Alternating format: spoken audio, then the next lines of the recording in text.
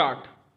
The trial court held that the statements of PW2 Jagdev and PW3 Hardev were relevant and not merely hearsay evidence, and their statements would not be unreliable merely because they were relatives. The delay in filing the FIR was held to be explained as the complainant was proven to be unfit to make the statement on the day of incident. The court further noted that though the accused claimed to have been injured, they had not filed a complaint or put any suggestion regarding the same to the prosecution witness. The injuries on the accused were simple in nature.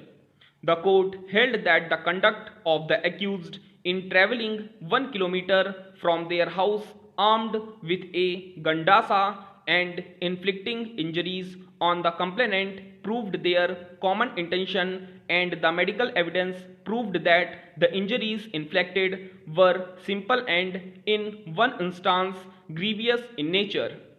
The trial court convicted the respondent and sentenced him to rigorous imprisonment for 3 years with fine of ₹1,000 for offence punishable under section 326 IPC and rigorous imprisonment for 1 year with fine of ₹500 for offence punishable under section 323 IPC, and Love Kaur was also convicted under sections 326 and 323 IPC, read with section 34 IPC, and awarded the same sentence.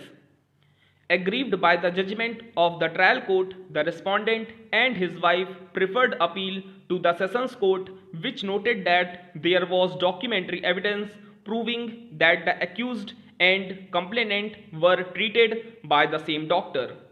The presence of the accused at the crime spot was held to be proven.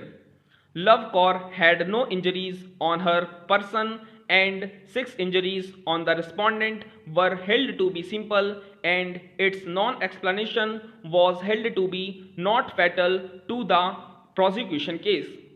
The Sessions judge held that though PW2 and PW3 reached the spot afterwards, the statement of the complainant was enough to conclude that it was the accused who inflicted the injuries. The Sessions judge, however, held that the finger injury was erroneously held to have been grievous, as the radiologist who conducted the X-ray of the said injury and whose report was relied upon by PW6 to hold the injury as grievous was not examined. The Sessions Court set aside the conviction of the accused under section 326 IPC but upheld their conviction under section 323 IPC, upholding other findings of the trial court.